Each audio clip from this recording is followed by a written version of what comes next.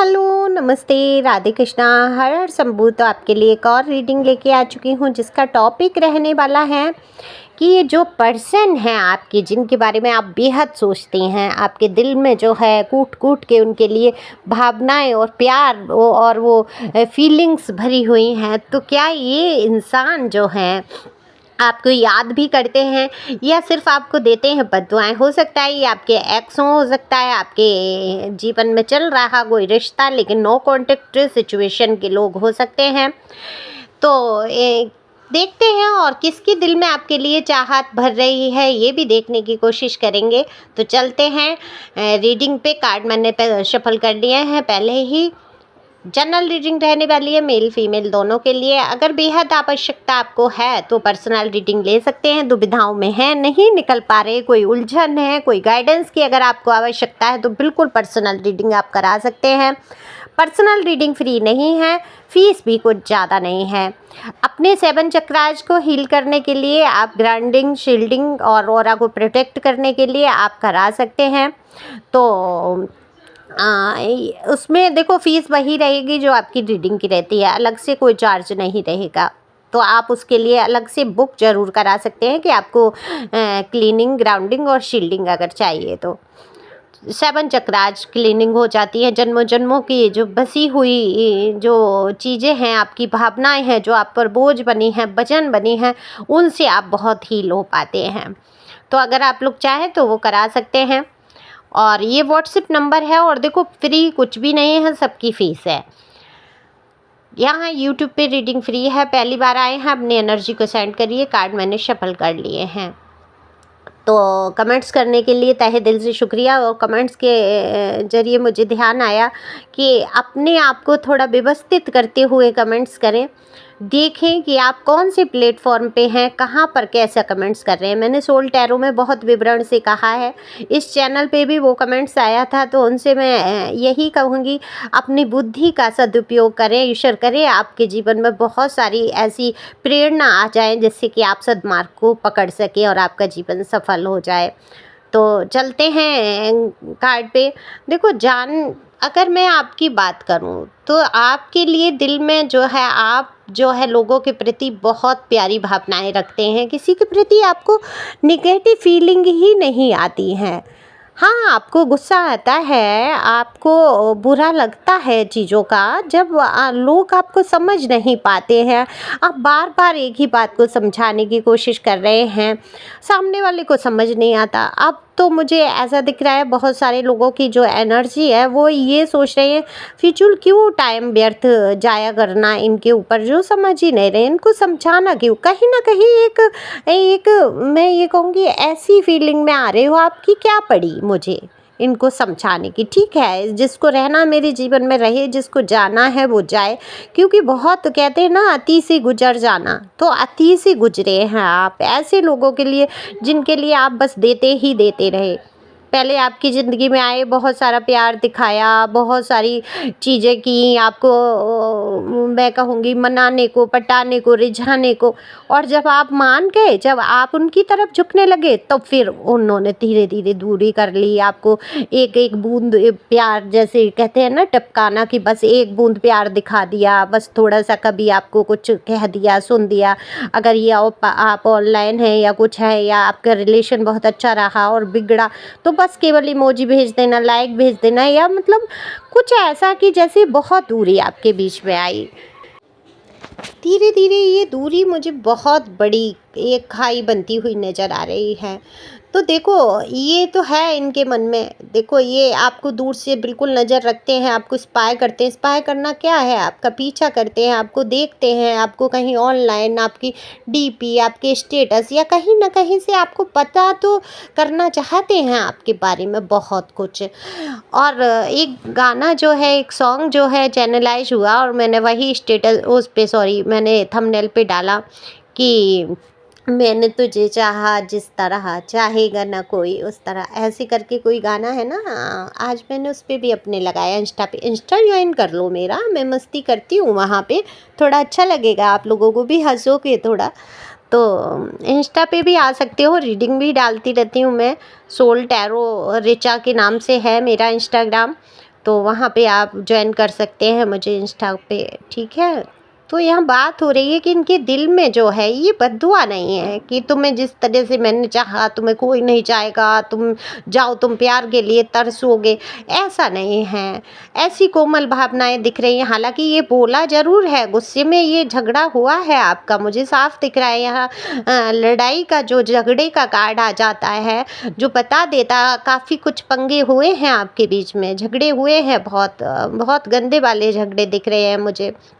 तो बोला होगा कि जाओ तुम्हें बद्दुआ है मेरी, या आपने उनको बोला हो, ऐसा भी संभव हो सकता है कि तुम्हें प्यार नहीं नसीब होगा, जाओ कभी तुम्हें प्यार नहीं मिलेगा। और ये आज कहीं ना कहीं आप ये फील करते हैं जैसे कि आपके जीवन में किसी की बद्दुआएं लग गई हैं। तो मैं ये कहूँगी बद्दुआएं लगी क्यों हैं आपको, आपको क्यों लगेंगी बद्दुआएं? आपने तो अपनी तरफ से कोई गलती नहीं की, आपने तो धोखा दिया नहीं, आपने तो इनको हमेशा से प्यार दिया, हमेशा आपने खुद को, कहते हैं ना, खुद को ही मिटा दिया कि वो एक सॉन्ग है ना, खुद को मिटा डाला करके है एक सॉन्ग, बताना मुझे याद आया आपको, तो ये वाला था कुछ, खुद को मिटा डाला मगर, ऐसी कुछ एक लाइन है, मुझे ठीक से याद नहीं आ रहा, मतलब दिमाग में है वो। तो ये सोचने वाली बात है कि आपने तो इनके लिए हमेशा, लेकिन ये इंसान जो है आपको याद बहुत करते हैं, मिस बहुत करते हैं, प्यार बहुत दिल में भराया है, लेकिन आपके बीच में जो है थर्ड पार्टी बहुत रही है, लोग बहुत आए हैं, लोगों ने अपनी नाक घुसाई है, पैर घुसाए हैं कि बस इनको अलग करना है, कैसे इसको इतना प्यार। देखो आपके पर्सन या पर्सनी जो है ये समझ ही नहीं पाए, जिनको ये अपना समझ के बैठे हैं, आपसे रिश्ते बिगाड़ लिए, वो दरअसल उनको ये हजम ही नहीं हुआ कि आपके पर्सनी को इतना अच्छा जीवन साथी या कोई साथी, कोई प्यार करने वाला इंसान कैसे मिल सकता है। तो बिल्कुल यहाँ पर ये कोशिश हुई है आपको अलग करने की, और बहुत सारा प्यार आप लोगों के बीच में, और कितनी ही गलतफहमियां पैदा होकर जो है अलग हुए हैं। तो बद्दुआएँ आपको लड़ाई-वड़ाई में कह दिया कि हाँ भाई जा, तुझे प्यार नहीं मिलेगा, मेरे जैसे तो कोई तुझे प्यार नहीं करेगा, तो बद्दुआएँ आपको लगेंगी नहीं। देखो सबसे पहली बात है, क्योंकि गलती इन्होंने की, ये गए अदर रिलेशन में या कहीं, या आपको छोड़ के अलग चले गए, या थर्ड पार्टी के पक्षी, ये थर्ड पार्टी कोई भी हो सकती है, ज़रूरी नहीं कोई रोमांटिक ही थर्ड पार्टी, ये हो सकता है दोस्त, मित्र, यार, कोई काम, कोई कोई घर परिवार के लोग, मदर या कोई फादर, या किसी की वजह से अलग होना, है ना, ये भी है कारण। तो लेकिन ऐसे इंसान के दिल में मुझे आपके लिए प्यार बहुत दिख रहा है, पर ऐसे प्यार का करेंगे भी क्या आप? अचार डालेंगे, क्या करेंगे? शोरूम शोकेश में सजा के रखेंगे, हाँ हाँ मेरा पर्सनी प्यार तो बहुत करते हैं, लेकिन आपको घुट घुट के मारने के लिए छोड़ दिया। कभी आपकी ये केयर नहीं की, ये नहीं सोचा कि आप अकेले करेंगे तो करेंगे क्या, हो सकता है आप वहाँ पर अपने आप को ख़त्म कर लेते, इतना डिवाइन की आपके ऊपर ब्लेसिंग नहीं होती, तो हो सकता है एक सिचुएशन ऐसी भी आई थी कि आप ख़त्म ही हो जाते। लेकिन आपकी विल पावर, आपके और डिवाइन का साथ, यूनिवर्स का साथ, ईश्वर परमात्मा का साथ, है ना, उन्होंने आपकी रक्षा की यहाँ पर। तो ऐसा क्या प्यार, भाई तुम प्यार लिए बैठे हो, दिल में याद कर रहे हो, लेकिन केयर कदर कुछ भी नहीं है, ये फिक्र ही नहीं है, इस इंसान का होगा क्या। तो अब बात करते हैं कि बददुआएँ तो नहीं है, और बिल्कुल भी अपने मन से ये निकाल दो कि आपके जीवन में जो प्यार नहीं आपको मिल रहा है, या रिश्ता नहीं रहा, ये कोई बददुआ लगी है, बिल्कुल भी बददुआ नहीं लगी है, क्योंकि आपने किसी के साथ नहीं किया है छल, फरेब, धोखा, यहाँ सबका साथ आपने दिया है।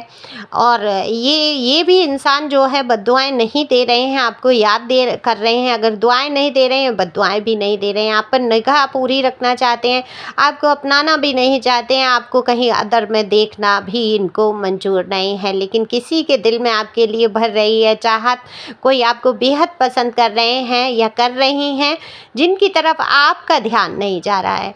अच्छा दरअसल है क्या, आपको जो आप ये कहेंगे मैं तो चाहता हूँ अपने जीवन में न्यू अपॉर्चुनिटी, या चाहती हूँ कोई आए, कोई समझे, कोई मेरे सामने ऐसा प्रस्ताव रखे, लेकिन है क्या, अब सामने वाला इंसान को भी ऐसा लगता है कि जो थोड़ा बहुत आपके संपर्क में है, कहीं ऐसा ना हो वो भी संपर्क ख़त्म हो जाए, कहीं ऐसा ना हो आपको बुरा लग जाए, ऐसा ऐसा तो वो अपनी चाहत को, अपनी चीज़ों को आपके सामने बयान नहीं कर पाते हैं।